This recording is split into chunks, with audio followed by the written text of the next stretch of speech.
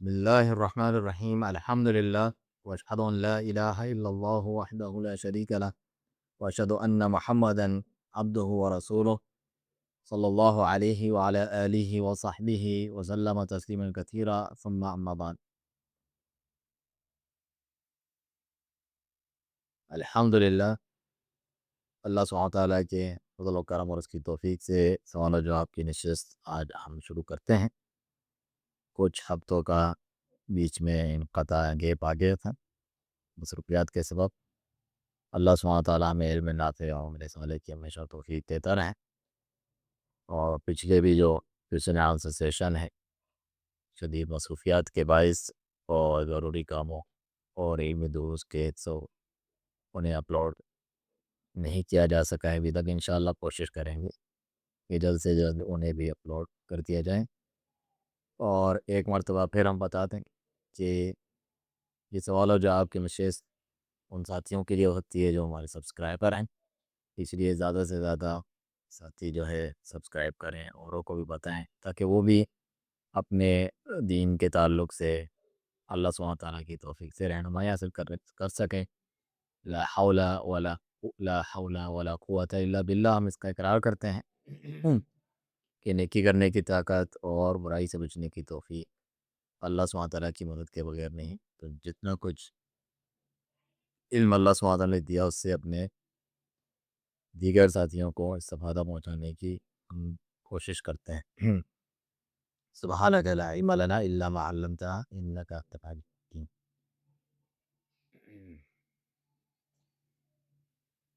سب سے پہلے یہ بھائی سوال پوچھتے ہیں،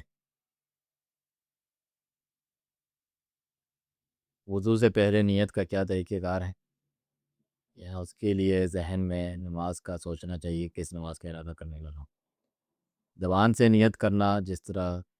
آپ سنتے رہتے ہیں کہ بدعت ہے، نیا کام ہے، لوگوں نے ایجاد کیا ہوا ہے، کوئی اردو میں کوئی رشتوں میں. نماز کی ہو یا وضو کی اپنی طرف سے بنائی گئی ہے، اس کی کوئی حقیقت نہیں. نبی صلی اللہ علیہ وسلم کا فرمان ہے من عمل عملا لیس علیہ امرنا فهو رد. جس نے کوئی ایسا عمل کیا جس پر ہمارا حکم نہیں تو وہ ناقابل قبول ہے. ہاں، نیت کی اہمیت یہ ہے کہ انما الاعمال بالنیات وانما لکل امرئ ما نوی. پہلی حدیث بخاری میں اور دیگر حدیث کی کتابوں میں بیان کی جاتی ہے تاکہ انسان عقیدے کے اعتبار سے بھی اخلاص اپنائے. اور نیت ایک عمل سے دوسرے عمل میں فرق ہوتی ہے کہ وہ فرض ہے یا نفل ہے، نماز ہے یا زکوٰۃ ہے. تو عادات اور عبادت میں یہ فرق کے لیے ضروری ہے. اس میں دل کا ارادہ ہوتا ہے اور انسان کا عمل اسے ثابت کر رہا ہوتا ہے. ظہر کے ٹائم آپ نکل کے گئے ہیں، اس کے اذان ہوئی ہے، ظہر کی نماز پڑھ کے جا رہے ہیں، اس کے لیے الگ سے دل میں سوچنے کے بیٹھنے کی ضرورت نہیں ہے. انسان کو معلوم ہوتا ہے فرض نماز پڑھنے کے لیے کھڑا ہوں پیچھے. بولا تو علمون اللہ بدینکم، تم اللہ کو اپنا دین سکھا رہے ہو، اللہ تو زمین آسمان کا سب جانتا ہے. بولنے کی ضرورت نہیں ہے کہ میں نیت کرتا ہوں 4 رکعت فرض بلا امام کے پیچھے واسطے اللہ تعالیٰ کے. یہ بدعات میں سے ہیں. یہ آپ کا کام کرنا، وضو کرنا ظہر دوپہر کے ٹائم اس کی اذان سن کر یا اس سے پہلے، یہی اس بات کی دلیل ہے. اسی طرح سحری میں اٹھنا، سحری کھا رہے ہیں، دلیل ہے کہ انسان کو روزہ رکھنا ہے کیونکہ ابھی رمضان آنے والا ہے. اللہ تعالیٰ اس میں عمل کی توفیق دے، قبول فرمائے. اس کے بارے میں بھی حدیث ہے کہ جس نے فجر سے پہلے پہلے یعنی رات میں نیت نہیں کی فرض روزے کی تو اس کا روزہ نہیں. نفل روزہ بعد میں بھی کر لیتے تھے، جیسے گھر پہ کھانا نہیں تھا صبح ناشتے کا تو آپ صلی اللہ علیہ وسلم نے اسی وقت نیت کر لی. لیکن فرض روزے کی ضروری ہے. بعض علماء اجازت دیتے ہیں کہ پہلی رمضان میں سب کی کر لو، اور بعض کہتے ہیں کہ ہر ایک کی الگ الگ سے کریں. اچھا، دوسرا سوال یہ ہے کہ فجر کے وقت کے متعلق آگاہ کر دیجئے کہ فجر کے وقت آسمان اگر سفید ہو جائے اور مشرق کی طرف سے روشنی نظر آنا شروع ہو جائے، البتہ سورج نہ نکلا ہو، تو کیا اس وقت فجر ادا کی جا سکتی ہے؟ فجر کی نماز کے وقت سورج نکلنے پر ہوتا ہے، یعنی روشنی ہونا کافی نہیں ہے. روشنی تو اس کے آنے سے تھوڑی دیر پہلے بھی ہو جاتی ہے، اس کی کرنیں.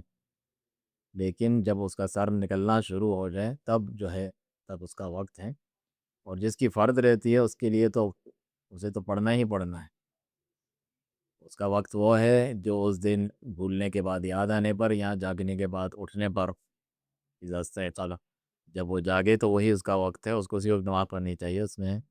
نفل کرنے کی ضرورت نہیں ہے. اویس سر ابھی پوچھتے ہیں صحیح آواز کیا ضاد ہے؟ ضاد ہے صحیح آواز. نہ دال ہے، نہ ضاد جو توازہ ہوتی ہے، جس طرح ہمارے والا ظالین پڑھ رہے ہوتے ہیں، وہ بھی ٹھیک نہیں ہے۔ ضاد ہے عربی کی زبان کا، تو یہ اسپیشل لفظ ہے جو اور زبان میں نہیں، لغت ضادیہ بھی کہتے ہیں اس کو، کہ یعنی سب سے بہترین طور پہ نطق کرنے والے دعات نبی صلی اللہ علیہ وسلم سے بڑھ کے کوئی نہیں، یعنی سب سے بہترین عربی۔ تو جیسا شیخ البانی اکثر کہا کرتے تھے رحمہ اللہ، تو اس کو بعد ہے جو عربی لغت کے مطابق ہے۔ اردو میں کہیں گے مرض، مریض کیوں کہہ رہے ہو، تو مرید ہوتا ہے اردو میں۔ پھر آسانی کے لیے انہوں نے یعنی مشکل تجویدی قواعد کے مطابق انسان بات نہ کرے، تو اس کا جو ہے قاف اور کاف میں فرق نہیں کرتے، اور سین اور صاد میں فرق نہیں کرتے اس وجہ سے، لیکن تجوید کے لیے تو الگ سے انسان کو کرنا پڑتا ہے۔ عام روزمرہ کی گفتگو میں عربی میں بھی آپ چلتا ہے، آپ جیسے اس کا تلفظ نکالیں، اچھا ہے کہ صحیح طور پر نکالیں، لیکن قرآنی تجوید کے جو قواعد ہیں اسے تو بالکل صحیح طور پر ادا کرنا چاہیے۔ اردو کے اندر اچھی تاریخ کی کتاب بتا دیں؟ نہیں نہیں، کون سی تاریخ؟ اسلامی تاریخ، عام تاریخ، دنیا کی تاریخ؟ اسلامی تاریخ پہ تو یہی کہہ سکتے ہیں کہ جن عربی سے جن کا اردو میں ترجمہ ہوا ہے، البدایہ و نہایہ قسم کی، اب تو پتہ نہیں کوئی نفیس اکیڈمی ہے اس طرح، ساری بڑی بڑی انسان کی عقل دنگ رہ جاتی ہے دیکھ کر کے، اتنی اتنی جلدوں والی کتاب بھی انہوں نے ترجمہ کی ہوئی ہے۔ تاریخ کو بطور صرف تاریخ یا وقت گزاری کے لیے نہیں، عبرت کے لیے پڑھنا اچھی بات ہے، انبیاء کرام کی قصص بھی ہیں، قصص الانبیاء، لیکن بعض لوگ تاریخ کو پڑھتے ہیں، مسا کوئی بھی صحیح جھوٹی صحیح روایت سب کچھ ہوتی ہیں، کوئی جماعت اسلامی موضوع کی ٹائپ یا شیعہ رافضی ٹائپ لوگ ہوتے ہیں، تو اسی کو دلیل بناتے ہیں حکمرانوں پہ، بادشاہوں پہ، پچھلے صحابہ کے مشاہدات پہ باتیں بحث کرنے کے لیے، اور سب کا مرجع یعنی جس کی جانب وہ رجوع کرتے ہیں کہ تاریخ، تاریخی کتاب ہے، تاریخی کتاب تاریخ میں ہے، تاریخ صحابہ کرام یا ہمارا عقیدہ محض کوئی تاریخی چیز تھوڑی ہے، وہ تو قرآنی اور وحی سے نازل شدہ اللہ سبحانہ تعالیٰ کی طرف سے، وہ ہے ہمارا عقیدہ اور دین۔ ابھی میں پڑھ رہا تھا شیخ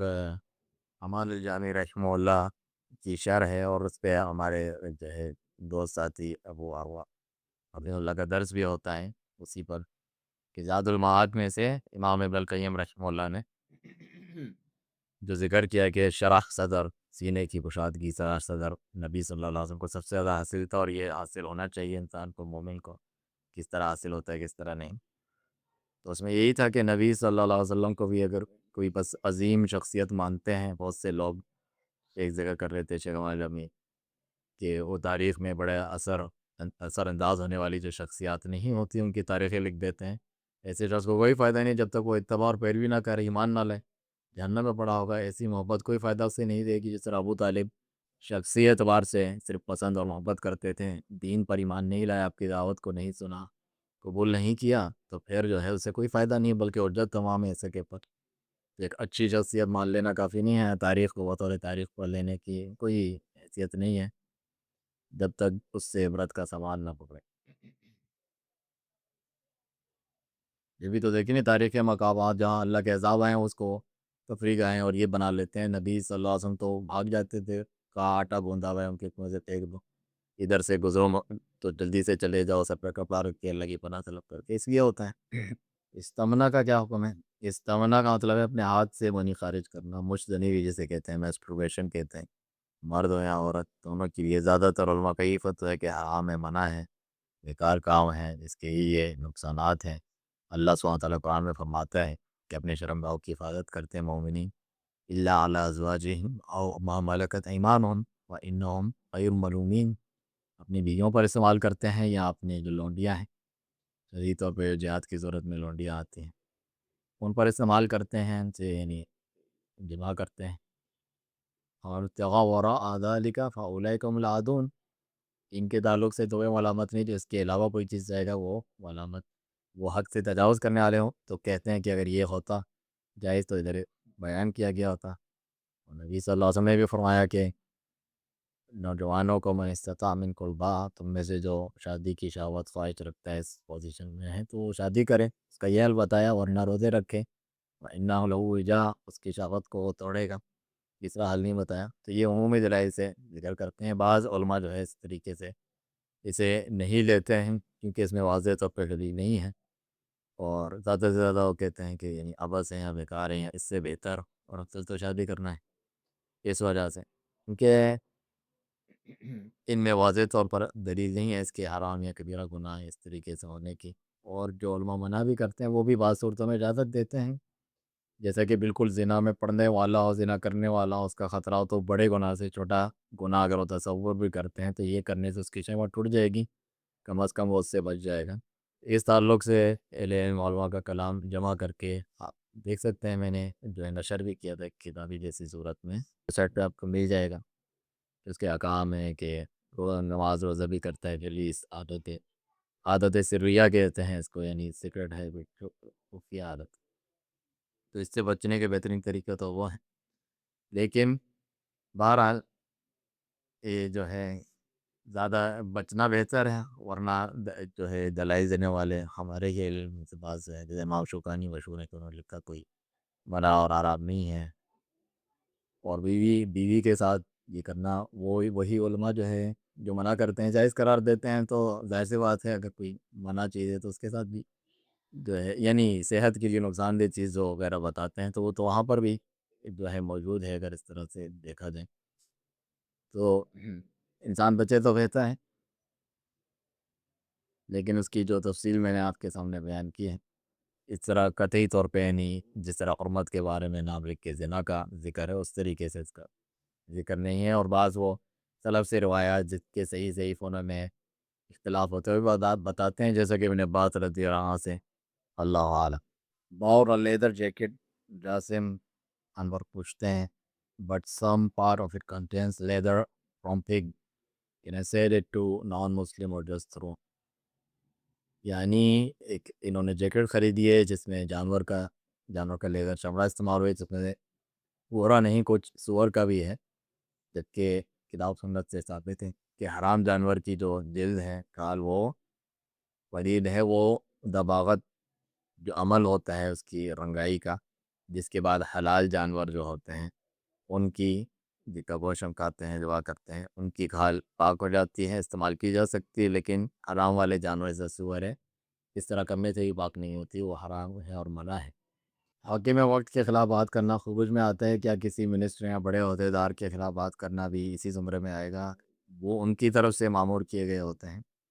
نبی صلی اللہ علیہ وسلم کا امیر بنا کے بھیجتے تھے تو اس کا حکم ماننا آپ ہی کے حکم جیسے تھا، جو حدیث میں نہیں ہے کہ من اطاع امیری فقط اطاعنی ومن اطاعنی فقط اطاع اللہ،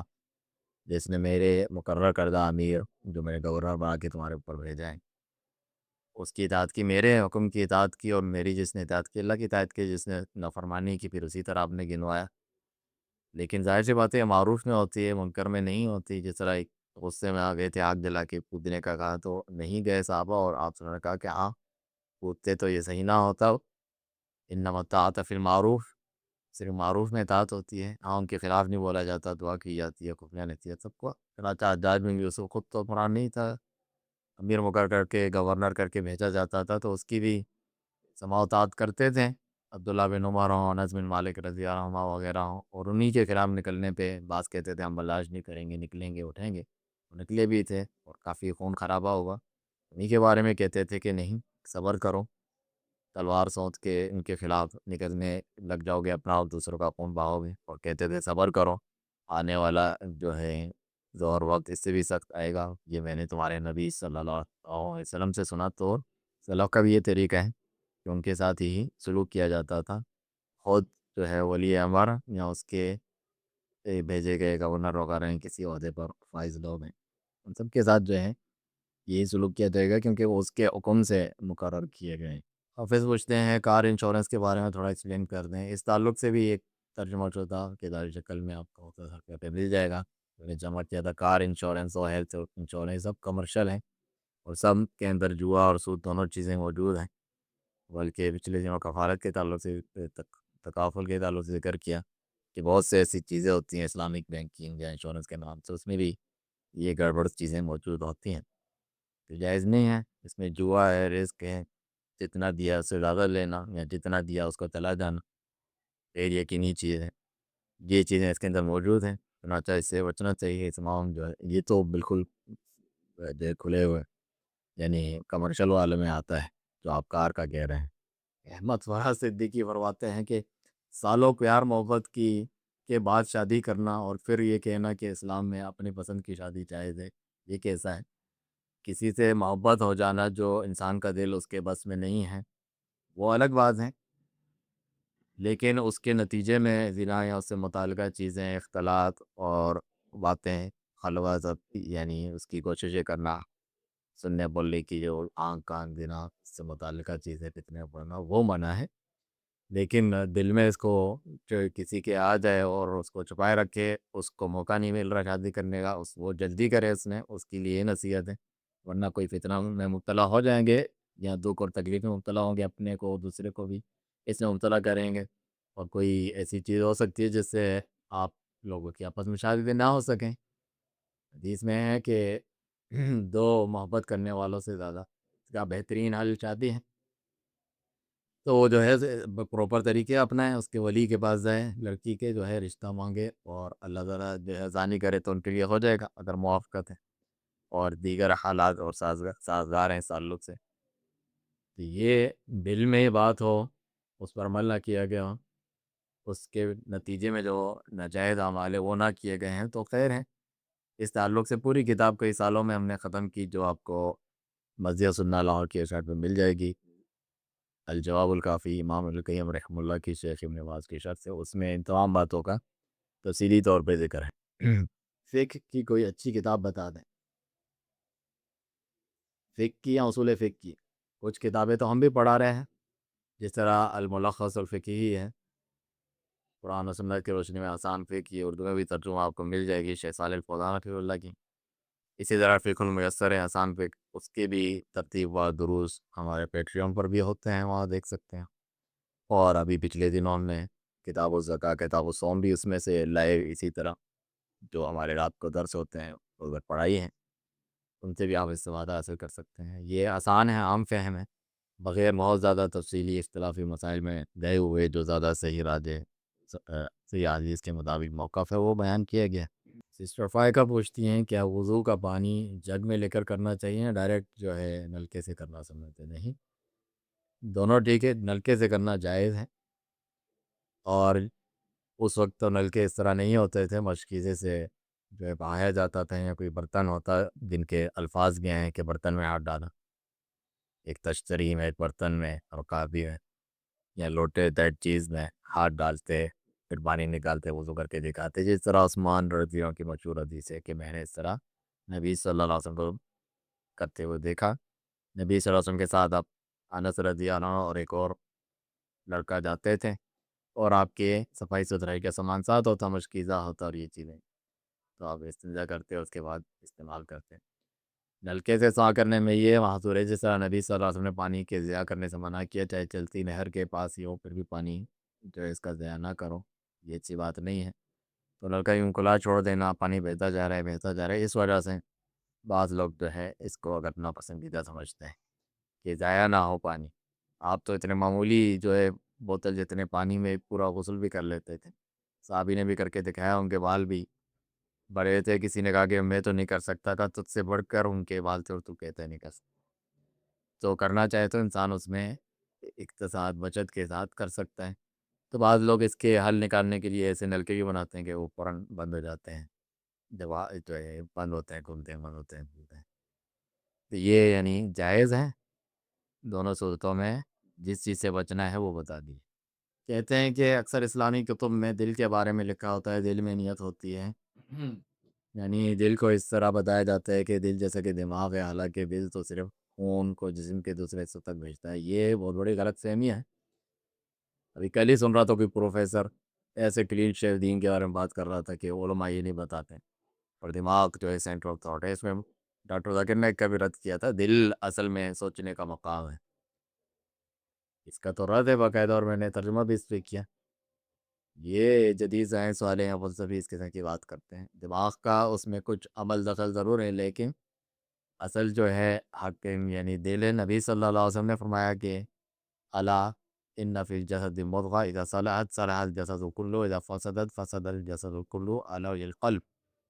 دل میں ایک ایسا گوشت کا لوتھڑا، اگر وہ صحیح ہے تو سارا بدن صحیح رہتا ہے، غلط خراب ہے تو سارا بدن خراب، اس کے اعمال، اخلاق، سوچ سب خراب ہو جاتی ہیں، وہ دل ہے۔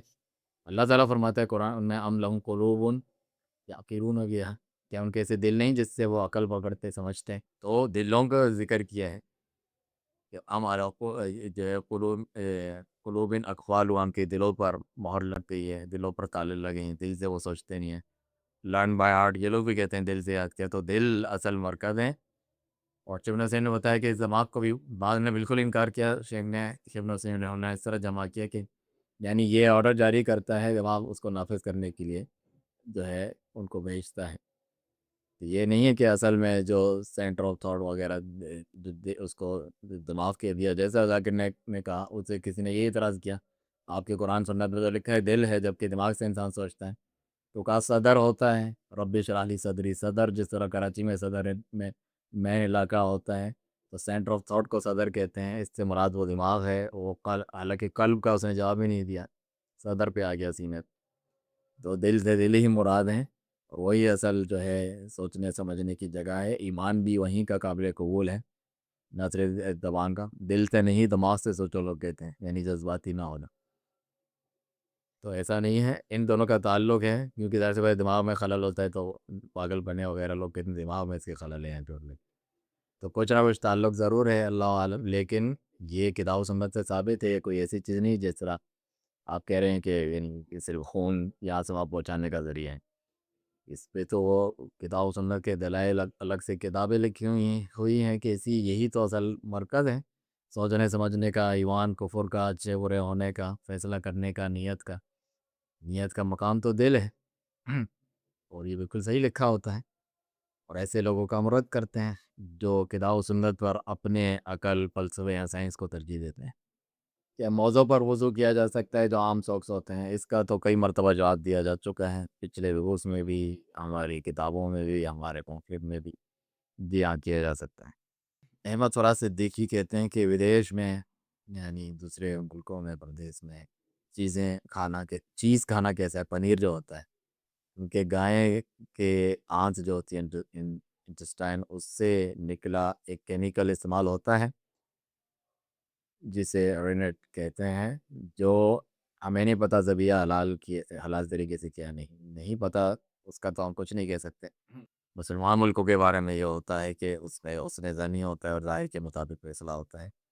باقی کافروں کے ہاں معلوم لکھا ہوتا ہے, کسی پہ حلال لکھا ہوتا ہے, اگر نہیں ہے تو اللہ والا حکم تو آپ کو معلوم ہے. ایک ایک دکان کا باہر یا کسی ایک ایک پروڈکٹ کا تو ہم نہیں جانتے, یہ تو آپ جانتے ہوں گے کہ وہ انہوں نے کیا یا نہیں کیا ہے, ہم سے معلوم کر سکتے ہیں. لیکن حکم یہی ہے کہ ظاہر سی بات ہے جو حلال ہے اس کا, تو حلال جانور کی ساری چیزیں حلال ہیں یا حلال طریقے سے. عمر یہ سوال پوچھتے ہیں استاد, ولیمے کا ایکسپیکٹیشنس گرل کے فادر کو پوچھنا ہے یا جو میں ارینج کر پاؤں گا انہیں بتا دوں میں یہ اتنا ارینج کر سکتا ہوں؟ جی ہاں, جو آپ کر سکتے ہیں اپنی حیثیت کے مطابق. کہا نبی صلی اللہ علیہ وسلم نے. بعض بالکل اس کی پرواہ نہیں کرتے اور اتنے سادگی دکھا رہے ہوتے ہیں, اس کو دین کا نام دیتے ہیں, وہ بھی دین سے لوگوں کو صحیح جو ہے نہیں بتاتے یا متنفر کرتے ہیں. چائے پاپے کھلا کے بعد یہ کہ ان کی استطاعت بھی ہوتی ہے, اس کو اپنے بڑی سادگی وہ لوگ سمجھتے ہیں اور خوبی بنا کر بیان کرتے ہیں کہ سادگی سے ہم نے کیا. نبی صلی اللہ علیہ وسلم نے کہا کم سے کم بھی کہا اولم ولو بشاتن. عبد الرحمن بن عوف رضی اللہ عنہ نے بغیر بتائے شادی کر لی. یہ بھی ایک ہمارے یہاں غلط ہے کہ مجھے نہیں بتایا شادی میں ہے, آئندہ میں نہیں آؤں. نبی صلی اللہ علیہ وسلم کو انہوں نے بتایا جبکہ وہ اشرم مبشرہ میں سے. زردی دیکھی شادی کے بعد جو لگاتے ہیں, تو آپ نے پوچھا تو کہا میں نے کر لیے. تو کہا کہ ٹھیک ہے کر لیے تم نے, ولیمہ کرو چاہے ایک بکری کیوں نہ ہو. تو اس بارے میں بھی باب احادیث میں ہے اور احادیث سے جو ہے دلیل دی گئی ہے کہ اچھی بات ہے کہ کم از کم بکری ہو, لیکن گوشت ہونا ضروری نہیں ہے. آپ نے پنیر روٹی کے ساتھ بھی کروایا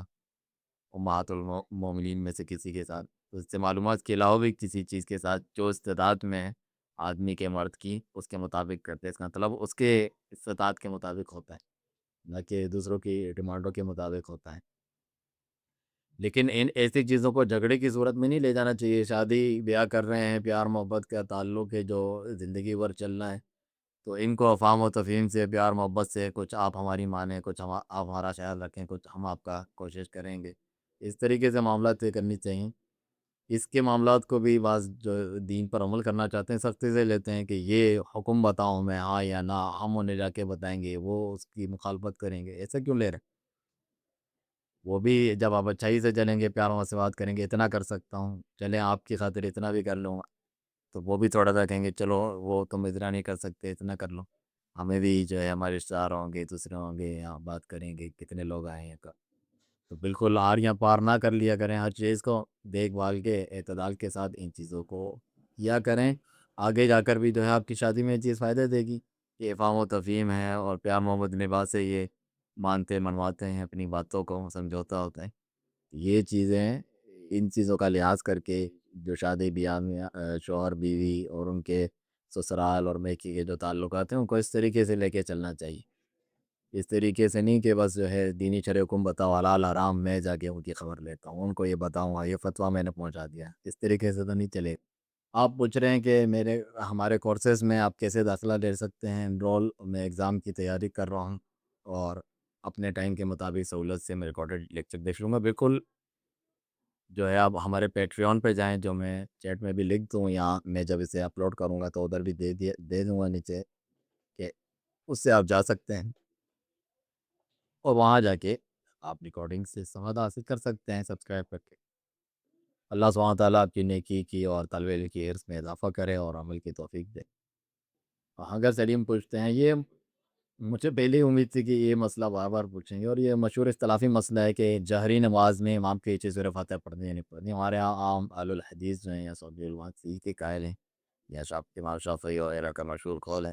جہری نماز میں امام پڑھے پھر بھی آپ کو پڑھنی ہے، لیکن دوسرے جو علماء ہیں شیخ البانی اور شیخ فوزان یا اس سے پہلے امام تیمیہ وغیرہ ہیں، دیگر بہت سے ائمہ اس بات کے قائل ہیں کہ سری میں تو پڑھنی ہے جب نہیں سنائی دے رہی، لیکن جہری میں نہیں پڑھنی، امام کی قرات پہ اکتفا کریں، امام قرات اس کی قرات آپ کی قرات ہے، وہ قرات کیوں کر رہا ہے، جب قرآن پڑھا جائے تو خاموش ہو سنو، وہ بھی پڑھے آپ بھی پڑھیں، تو یہ دینی حکمت کے موافق نہیں، اور پھر وہ اپنے دلائل دیتے ہیں، بہت سے بڑے علماء قائل نہیں بھی ہیں، امام بخاری کی باقاعدہ کتاب ہے جز القراء، امام کے پیچھے بھی سورہ فاتحہ پڑھنی ہے جہری میں بھی، تو جو جہری پڑھنے کے قائل ہیں وہ یہ ہیں کہ امام اگر آیت پڑھے آپ پھر آیت پڑھیں، پیچھے پیچھے اس کے چلیں، جس کے لیے ممکن نہ ہو تو ساتھ تک کبھی وہ اجازت دے دیتے ہیں یا بعد میں رکتے اوسط پڑھ لیں، وہ اس طرح کہتے ہیں کہ ماں کے ساتھ یا پیچھے اس طرح پڑھیں کہ الحمدللہ رب العالمین، الحمدللہ رب العالمین آپ نے پڑھ لیا اشتہا۔ انٹرسٹ یعنی سود کے پیسے ہم کسی کو بھی دے سکتے ہیں اجر و ثواب کی نیت کے بغیر، کیونکہ ظاہر سی بات ہے جی بالکل، علماء کرام فرماتے ہیں یعنی اس سے بچنے کا حال یہ ہے کہ آ گئے ہیں کسی کے پاس، یہ نہیں کہ اسی کو بنیاد پہ وہ ساری زندگی چلاتے رہیں کہ میں انٹرسٹ لوں گا وہیں پر جان بوجھ کے اکاؤنٹ بناؤں گا اور انٹرسٹ کھاتا رہوں گا اور ادھر دیتا رہوں گا، ایسا نہیں، کوئی پھنس گیا ایسی سچویشن میں تو اس سے چھٹکارا یہ ہے کہ بغیر ثواب کی نیت سے، کیونکہ اللہ تعالیٰ پاک ہے اور ان اللہ طیب لا یقبل الا طیبا، اللہ خود پاک ہے اور پاک مال کے سوا قبول نہیں فرماتا، نہ کمائی نہ اللہ کے راہ میں خرچ کرنا کوئی بھی چیز، تو آپ ویسے ہی کسی کی ضرورت اس سے پوری ہو جائے گی، ایسے کاموں میں آپ دے دیں، جیسے کہ کوئی سڑک بنانے کے لیے، کوئی کہیں واچ روم بنانے کے لیے کسی غریب کو دے دیں، وہ قرض اتارنے کے لیے وغیرہ۔ جی ہاں، یعنی آپ کا سوال یہ ہے کہ کسی کو بھی دے سکتے ہیں، کسی بھی ضرورت میں دے سکتے ہیں، اس میں وہ یعنی کوئی زکوٰۃ صدقات والی جو شرائط ہیں ظاہر سی بات ہے وہ ہے ہی نہیں، تو اس میں نہیں آئے گی، اس میں یہ چیز نہیں دیکھنی۔ شاہ فاطمہ پوچھتی ہیں کہ استاد کیا نماز میں رونے سے نماز ٹوٹ جائے گی؟ نہیں، یہ تو بہت اچھی بات ہے، ہمارے دل اتنے سخت ہو گئے ہیں کہ اللہ کے جو ہے ڈر خوف سے نہیں بیٹھتے، نبی صلی اللہ علیہ وسلم تو اتنا روتے تھے کہ جیسے ہانڈی رکھی ہوتی ہے آگ پر جوش مار رہی ہوتی ہے ایسی آواز آتی، صحابہ کرام فرماتے ہیں، یہ تو اللہ کی خشیت محبت کے بڑے اعلیٰ درجے پہ پہنچا ہوا، یہ تو بڑی اچھی بات ہے کہ اگر کسی کو رونا آتا ہے نماز میں تو اس سے نماز نہیں ٹوٹتی ہے نہ مکروہ ہوتی ہے، یہ تو اللہ سبحانہ تعالیٰ کے ڈر خوف خشیت پڑھنی ایسی چاہیے نماز، اللہ سبحانہ تعالیٰ سب کو توفیق دے۔ جبھی تو فرمایا ایسے پڑھو نماز جیسے آخری نماز ہے تمہاری الوداعی، کتنا کچھ اثر ہوگا انسان کے دل پر اس کا۔ کیا وہاں جانا صحیح ہے رشتہ داروں کے یہاں جہاں شادی میں یعنی فری مکسنگ ہو، مرد عورتوں کا اختلاط ہے، منکرات ہیں مثلاً وہاں پر غیر شرعی چیزیں، ایسی مجالس میں نہیں جانا چاہیے، لیکن رشتے ناطے توڑنے بھی نہیں چاہیے، رشتے ناطے جوڑنا چاہے برے لوگ ہی کیوں نہ ہو، اس کی بڑی اہمیت ہے، برائی کا بدلہ اچھائی سے دینا، اور اس کا اثر یہ ہوگا کہ آپ کی دعوت سننے کے لائق بنے گے، صبر کرنا ہوتا ہے۔ حدیث صلی اللہ علیہ وسلم نے یہ سبق کیا، فرمایا کہ تم اللہ کے دین کی خاطر اگر میرے نہیں ہو، جس طرح یہاں لکھا ہے سلفی ہی نہیں ہے، تو صرف سلفی تو نہیں، کفار بھی ہوتے ہیں کسی کے بارے میں، کافر مشرک بد عقیدہ، تو ان سے دنیاوی وصائب و فی دنیا معروف، اور دنیا میں معروف طریقے سے چلو ان کے ساتھ، تمہارے دین کو نقصان پہنچا رہے ہوں، زیادہ خطرہ خدشہ ہو، تو اور انسان اپنے طور پہ جانتا ہے کتنا ملنا ہے کتنا نہیں، رسمی طور پہ ملنا ہے، اختلاط سے بچ سکتے ہیں، جا کر الگ بیٹھ جائیں یا نصیحت کریں، یا اس طریقے سے مختلف صورتحال وہ استعمال کر کے رشتے سے برقرار رکھ سکتا ہے، جس طرح فرمایا ان علی فلان لئی سادی بھی اولیاء، تم لوگ میرے دلی دوست نہیں ہو، اپنے اشاروں کو کہا، لیکن میں تر رکھوں گا، اپنے رشتوں کو یعنی جوڑے رکھوں گا بھی بلا لیا، اگر تم لوگ بھی رکھو گے، تو اس طریقے سے ہیں رشتہ داروں کا معاملہ ہم لوگوں سے الگ ہیں، ہم سلفی ہیں، ہم اہل بدعت سے نفرت کرتے ہیں، رد کرتے ہیں، بائیکاٹ کرتے ہیں، تو آپ سوچیں گے رشتہ داروں کے اوپر بھی بالکل ایسے ہی فٹ ہوتا ہے، نہیں، ان کا معاملہ تھوڑا الگ ہوتا ہے، رشتہ دار کا پڑوسی کا وہ عام لوگوں کے سامنے نہیں ہوتا، ان کے سامنے بیٹھ کے نہیں کر رہے، الگ سے اسے نصیحت کی جا رہی ہے، صبر کیا جا رہا ہے، اس سے معاملات چل رہے ہیں، تو ان دونوں فرق ہے، یہاں وہ واقعی اسی لیول کا پہنچ کے بائیکاٹ کرنا زیادہ فائدہ ہے، سیلب ہونا فائدہ ہے، مجھے یا میرے بچوں کو نقصان ہو رہا ہے، میں جو ہے کچھ نہیں کر سکتا اس کے تعلق سے، تو بہت سے ایسے پہلوؤں کو دیکھا جاتا ہے، ان سب میں بنیاد یہ ہوگی کہ آپ واقعی کوشش کیے، آپ نے خیر خواہی چاہیے، نوح علیہ السلام کو دیکھیں، کہا صبح شام اعلانیہ خفیہ 950 سال تک بلاتے رہے، صبر کرتے رہیں، تو اتنی جلدی ہم ہار مان لیتے ہیں، یہاں جو ہے سختی سے پیش آتے ہیں، کافر مشرک بدعتی، جاؤ دفاع ہو جاؤ، اس طریقے سے وہ شروع میں ہی سمجھتے ہیں اتنے سخت اور برے ہیں، اپنے علاوہ سب کو یہ سمجھتے ہیں، تو وہ ہماری بات سنتے ہی نہیں، ہم ان سے دور ہو جاتے ہیں، صحیح عقیدہ ایمان لا کے سلفی بنتے ہی رشتے ناطے کٹ ہو جاتے ہیں، ایسا لگتا ہے کہ ختم ہو گئے، باپ باپ نہیں، ماں ماں نہیں، کزن کزن نہیں، اب وہ نہیں رہے، اب ہمیں ہر چیز کا پوچھنا پڑے گا، میں اس کا کھا سکتا ہوں، پی سکتا ہوں، اٹھ سکتا ہوں، سلام کر سکتا ہوں، اس طرح تھوڑی ہو جاتے لوگ، جو بھی بہت سارے لوگ جو ہے کم علمی ہوتے ہیں، پتہ نہیں سلفی ہو گیا، کوئی اور مخلوق بن گیا، کوئی جنونی ہے، دیوانے ہیں، یہ لوگ پاگل ہیں، اس طرح نہیں ہے، بلکہ یہ جو ہے پیار محبت سے اور اچھے اعلیٰ اخلاق سے، صبر تحمل کے ساتھ ان کے آپ دل جیت لیں، نبی صلی اللہ علیہ وسلم ہمارے لیے بہترین نمونہ ہے، لقد کان لکم فی رسول اللہ اسوۃ حسنہ، آخر وقت تک اپنے چاچا ابو طالب کے لیے کوشش کرتے رہیں، پتھر کھایا آپ نے، طائف میں لہو لہان ہو گیا آپ کا جسم وغیرہ، خون سے بھر گئے جوتے، پھر بھی کہا کہ انہیں چھوڑ دو، نہیں ان کے خلاف بدعا کردہ، ہو سکتا ہے ان کی نسل میں سے ایسے لوگ نکلیں جو ایک اللہ کی بات کریں، شرک نہ کریں، تو یہ کوئی آسان راستہ تو نہیں ہے، جبھی تو وہ بتاتے ہیں دین کے، یعنی جو خسارے سے نجات پانے والے جو لوگ ہیں، جو ہمارا کوئی انسان چاہتا ہے خسارے سے بچ جائے، نقصان سے، تو وہ ایمان لاتے ہیں، عمل کرتے ہیں، اس کے یعنی دعوت دے کے صبر کرتے ہیں، صبر کہاں سے آ گیا، دعوت کر رہے ہیں، تو جس میں صبر اس لیے کہ تکلیف دہ جو ہے مراحل ہیں، اپنوں کی طرف سے بھی، یعنی فرمایا کہ اپنے کی طرف سے بھی سنو گے اور غیروں کی طرف سے بھی تمہیں تکالیف کا سامنا کرنا پڑے گا، تو صبر کی بہت اشد ضرورت ہوتی ہے، برائی کا بہتر ہے، جس طرح فرمایا کہ ادفع باللتی احسن، کہ تمہارے ساتھ کوئی جس طرح سلوک کر رہا ہے، تم نے اچھے طریقے سے اگر اسے ٹالا، اس سے برتاؤ کیا، تو اس کا نتیجہ یہ ہوگا فَإِذَا الَّذِي بَيْنَكَ وَبَيْنَهُ عَدَاوَةٌ كَأَنَّهُ وَلِيٌّ حَمِيمٌ، تم میں اور جس میں دشمنی ہے، تمہارا قریبی گرم جوش دوست بن جائے گا، لیکن فرما دیا وَمَا يُلَقَّاهَا إِلَّا الَّذِينَ صَبَرُوا وَمَا يُلَقَّاهَا إِلَّا ذُو حظٍّ عَظِيمٍ، یہ ہر ایک کو نصیب نہیں ہوتا سوائے جو بڑے نصیب والے ہوں، اللہ جنہیں یہ توفیق دے صبر کی، ورنہ یہ کرنا مشکل ہوتا ہے۔ بینک میں جو اکاؤنٹ ہے اس کا ہمیشہ انٹرسٹ آتا ہے، اس کا جواب میں نے پہلے دے دیا کہ جان بوجھ کے ایسا اکاؤنٹ نہ بنائے انسان، اور اللہ سبحانہ تعالیٰ سب کی مجبوریوں کو جانتا ہے، جو انتہائی مجبور ہے اور اسے بنانے پر جو ہے اس کے بغیر اس کا گزارا نہیں ہے، اسے بنانے پر مجبور کیا گیا ہے، تو وہ اس طرح کر سکتا ہے، لیکن جان بوجھ کے جو میں کہہ رہا ہوں، نہ بچنے کی اس نے کوشش کی، نہ اس کا کوئی الٹرنیٹ موجود ہے وغیرہ، پھر وہ یعنی ان کی کوشش کیے بغیر وہ کہہ رہا ہے کہ اسی طرح میرا معاملہ چلتا رہے، خود آگے بڑھ کے اس قسم کے اکاؤنٹ بنوا رہا ہے، تو یہ الگ معاملہ ہے، دونوں میں فرق ہے۔ پورے دن شرعی پردے میں کیسے رہیں، کسی نے کہا بھی نہیں ہے کہ آپ پورے دن شرعی پردے میں رہیں، کیونکہ ہمارا ماحول میں گھر ایسے ہوتے ہیں کہ باہر کام کرنا پڑتا ہے، تو وہاں پہ کیا کریں، جس طرح میں نے ذکر کیا، بہت سے لوگ یعنی دین پر عمل کرنا شروع کرتے ہیں، حنفی ہوتے ہیں تو جس شدت سے وہ کسی چیز پر عمل کر رہے ہوتے ہیں اس کی اصل احکام حکمت کو سمجھے بغیر اس طرح نہیں ہے، بلکہ پردے سے مطلب ہے وہ یعنی جو اصل مقصد ہے، نامحارم سے پردے کرنے کے جو اصل مقاصد ہیں، جس طرح قرآن میں بھی ہے جو حرف نہ ہوا فلاحی عظیم پہچان لی جائیں اور تنگ نہ کی جائیں. تو یہ نہیں کہ میں ہر وقت چلتے پھرتے بھی جو ہے پردہ کر رہا ہوں، یعنی کوئی ہے بھی نہیں، میں یہ سوچ رہا ہوں کوئی بلڈنگ سے مجھے دیکھ لے گا، کوئی آگے سے یا پیچھے سے دیکھ لے گا، یا میں نارمل لباس میں نہیں جا سکتی عام دوپٹہ وغیرہ جس طرح مشرقی عورتیں پہنتی ہیں پاکستان انڈیا وغیرہ میں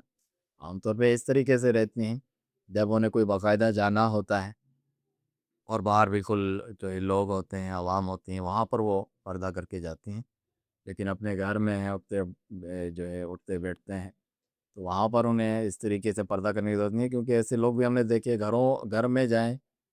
یعنی سید کی دیہاری سیلفی پہنے گھر میں پردہ کر کے پورا برقع نقاب کر کے بیٹھی ہیں، کوئی بھی نہیں ہے گھر پہ.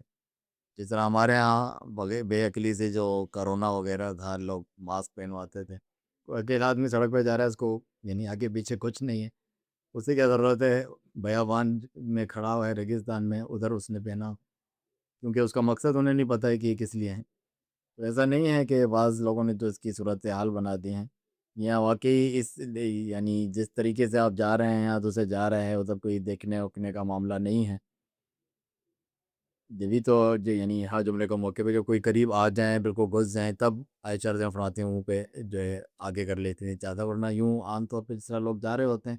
میں کوئی دنیا کے لوگوں کو پابند نہیں ہوں کہ میں کہیں جاؤں چاروں طرف میں بھی دیکھوں کہ کون مجھے دیکھ رہا ہے تو اس حساب سے پردہ کروں. جہاں پردہ کیا جاتا ہے عام طور پہ باقاعدہ گھر سے جاننے کے لیے پردہ کیا جاتا ہے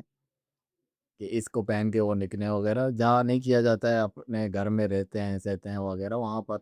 اس طریقے سے باقاعدہ پردہ نہیں کیا جاتا. اصل چیز تو ہے کہ نام میرے سے جو ہے آپ کے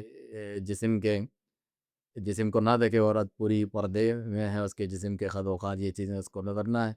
تو وہ دیوار کی اوٹ میں ہو سکتی ہے، آگے ہو سکتی ہے، یا دوپٹہ ہے بڑا اس کو آگے اس ٹائم کر سکتی ہے، وہ سائڈ پہ ہو جائیں گے ادھر چلے جائیں گے. یہ نہیں کہ آپ جو ہے بہت سارے لوگ زندگی جو ہے اجیرن بنا دیتے ہیں، سمجھتے ہیں اس طرح عمل کرنا ہے، کچن میں ہیں گرمی میں مر رہے ہیں وغیرہ پردہ نقاب پورا کیا ہوا ہے انہوں نے پورا حجاب جیسا ہر جگہ کیا ہوا ہے، یہاں جا رہے ہیں واش روم جا رہے ہیں پردے پردے پردے پردے میں ہی جا رہے ہیں. یہ تھوڑی مطلوب ہے. گھر میں اپنے ایزی رہیں اور جو ہے اپنی نظریں جھکانے کی بھی تو حکم ہے، یعنی صرف کوئی آپ پہ سے باہر نہیں ہو گئے سب کوئی افرشار ہے وغیرہ اور لوگ بیٹھے ہیں وغیرہ نظریں جو ہے نیچے کر کے ادھر سے چلا گیا وہ ادھر سے چلا گیا تو یہ جو ہے معلوم چل جاتا ہے کہ کب کس حالات میں ہے. تو اس طریقے سے پردے کے احکام ہیں. تو ہر چیز کو اب اس کے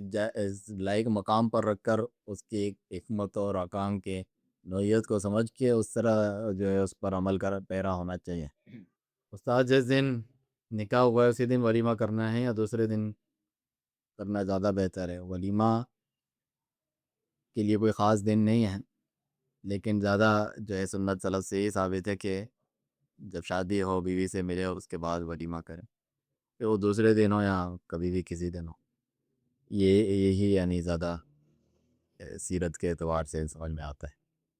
فائق رحمان پوچھتے ہیں کیا سید لوگ زکوٰۃ دے سکتے ہیں؟ سید لوگ زکوٰۃ لے سکتے ہیں، حالانکہ ان کے پاس 1-2 تولے سونا رکھا ہوا ہے. یہ دو الگ الگ چیزیں ہیں. سونا کسی بات رکھا ہے وہ سید ہو نہ ہو اس کا کیا حکم ہے، اور سید غریب ہے تو وہ زکوٰۃ لے سکتا ہے نہیں. ابھی ہم نے زکوٰۃ کے مسائل پہ سب کچھ اپلوڈ کیا ہے، آپ وہاں سے بھی دیکھ سکتے ہیں. حدیث میں ہے کہ جو ہے سید یعنی جو آل رسول ہیں ان کو زکوٰۃ نہیں دینی ہے. یہ اس وقت ہے جب ان کو پھر جو ہے جو مال غنیمت آتا ہے یا حکومت جو بیت المال ہے اس میں سے خمس وغیرہ حصہ ملتا تھا، اور ان کے دیکھ بھال اور خیال رکھا جائے، ان کی ضروریات کو پورا کیا جائے، جو ضرورت مند ہیں ان کو تحفے تحائف دیے جائیں. یہ یعنی لوگوں کے یہاں جو ہے حکومت کی ذمہ داریوں میں سے ہیں، کیونکہ اس پر عمل نہیں ہوتا ہے تو اس لیے بعد علم نے اجازت دی کہ وہ غریب مسکین ہے اور کوئی ڈائریکٹ اس کی مدد نہیں کر رہا لیکن کرنی چاہیے سوائے زکوٰۃ کے، تو پھر وہ اس صورت میں لے سکتا ہے. جس طرح ابھی میں نے ابھی آپ کو احکام بتا رہا تھا کہ جس وجہ سے کوئی حکم ہے اس کو بھی تو سمجھا کر پردے وغیرہ کے. اسی طرح یہ ہے کہ وہ تھوڑی کہ یعنی بھوکا مر جائے، آپ اس کو ویسے نہیں دینے کو تیار ہیں تو اسی صورت میں دے رہے ہیں تو پھر وہ لے سکتا ہے، وہ غریب مسکین کے حکم میں ہے۔ 1-2 تولے سے زکوٰۃ فرض نہیں ہوتی، 7.5 تولے جس کے پاس ہوتا ہے اس پر زکوٰۃ فرض ہوتی ہے، یعنی وہ صاحب نصاب ہوتا ہے۔ صاحب نصاب ہونے سے مطلب نہیں ہے کہ پھر وہ یعنی خود بھی زکوٰۃ کا کوئی مستحق نہیں ہو سکتا ہے یہ سونا پڑا ہے جو کھانے کی چیز نہیں ہے، بس زیادہ سے زیادہ یہی کہا جائے گا اس کو سونا بیچو اور اپنی ضروریات پوری کرو بجائے دوسروں سے لینے۔